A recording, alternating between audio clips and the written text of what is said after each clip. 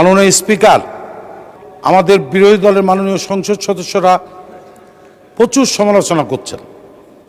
আমি ওনাদেরকে প্রশ্ন করতে চাই, আমাদের মাননীয় প্রধানমন্ত্রীর দিক নির্দেশনায় আমাদের মাননীয় অর্থমন্ত্রী যে বাজেট দিয়েছেন, এটা ঠিক যে সর্বোচ্চ বাজেট বাংলাদেশের।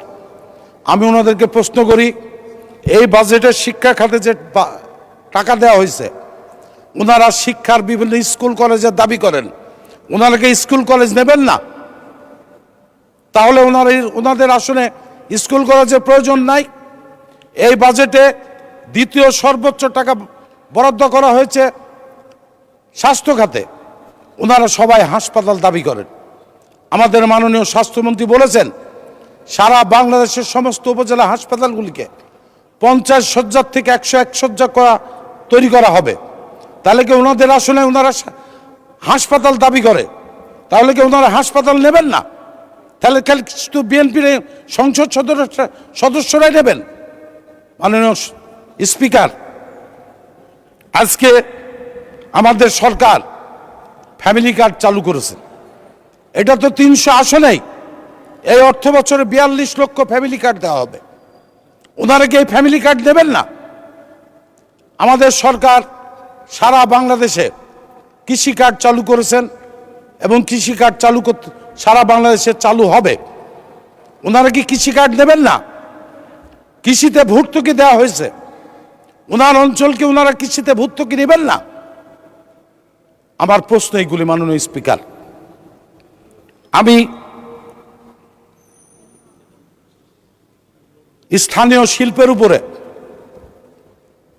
কর কমানো হয়েছে, অনেক জায়গায় কর মুক্ত করা হয়েছে। এটা স্থানীয় শিল্পকে, যাতে আমাদের দেশের শিল্পায়ন দ্রুত আরও বাড়ে এবং কর্মসংস্থান তৈরি হয়। এই কারণে আমার মাননীয় অর্থমন্ত্রী এই ব্যবস্থা তৈরি করেছে। এই জন্য আমি মাননীয় অর্থমন্ত্রীকে ধন্যবাদ জানাই। মাননীয় স্পিকার, আজকে মাননীয় স্বরাষ্ট্রমন্ত্রী চলে গেলেন, আমি একটি রাজনৈতিক কথা বলতে চাই। আমার দেশে মসজিদের রাজনীতি বন্ধ করতে হবে। মসজিদের রাজনীতি বন্ধ করতে হবে। মসজিদ আল্লাহর ঘর, মসজিদে মানুষ নামাজ পড়বে, মসজিদে কোরআন শরীফ পড়বে, কিন্তু একটি রাজনৈতিক দল মসজিদে যাই রাজনীতি করে। মাননীয় স্বরাষ্ট্রমন্ত্রীকে অনুরোধ করব আইন পাশ করার জন্য, যাতে কোন মসজিদ মাদ্রাসায় রাজনৈতিক মিটিং করা যাবে না। আমরা যেমন প্রকাশ্যে ফুটবল মাঠে বা হাই স্কুলে বা কোনো হল রুমে যেরকম বিএনপি বা অন্য রাজনৈতিক দলরা আমরা কর্মী সভা করি, জনসভা করি, মিটিং করি, তাদেরকেও সেই ব্যবস্থা করতে হবে। তারা মসজিদে মিটিং করতে পারবে না। আমার সাথে সবাই একমত কিনা জানি না।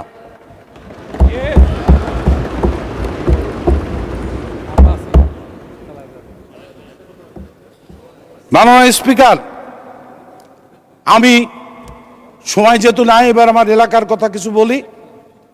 মাননীয় স্পিকার, আমার উপজেলা, একটি উপজেলা নিয়ে একটি আসন, আমার আসনে বিএনপির জন্মের পর থেকে প্রত্যেকটি নির্বাচনে বাংলাদেশ জাতীয় দল জয়লাভ করে এই সংসদে এসছে।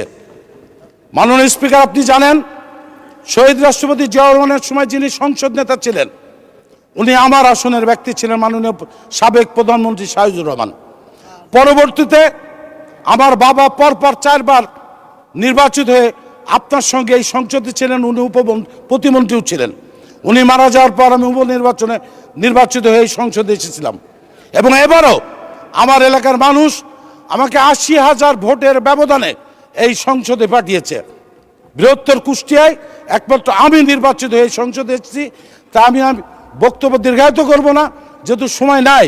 আমি সমস্ত মন্ত্রী মহোদয়কে অনুরোধ করব, আমার আসনে এই দীর্ঘ 17টি বছর কোনো উন্নয়ন হয় নাই।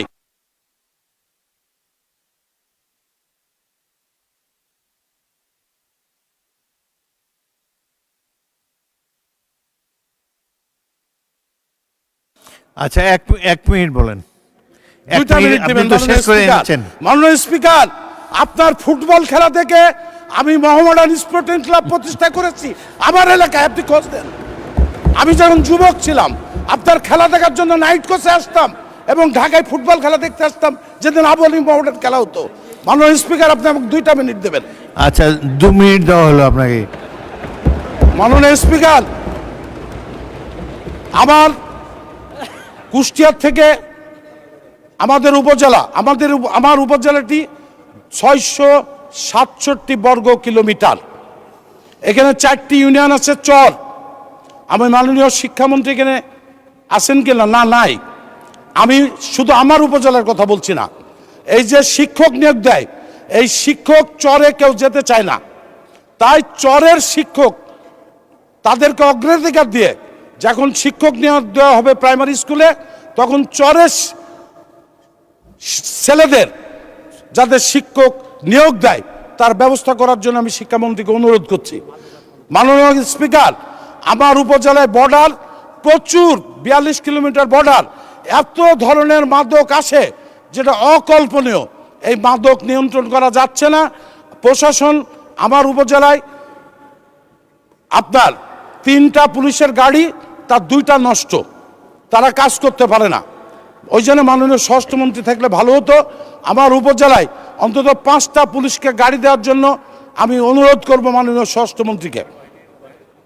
এবং মাননীয় স্পিকার, আমার কুষ্টিয়া জেলার দৌলতপুর, নাটোর জেলার লালপুর, রাজশাহী জেলার পাগাচারঘাট, এইটা হচ্ছে বিশাল চর এবং চরে 2টা বাহিনী তো জন্ম হয়েছে এবং তারা ওই চরের খাস জমি এবং হচ্ছে খড় এবং এই নিয়ে এবং বালিমহল নিয়ে কয়েকটি খুনাখুনি হয়েছে, যেটা আমার মাননীয় সংসদ সদস্য বাগাচারঘাটের আমার চান ভাই বলেছেন।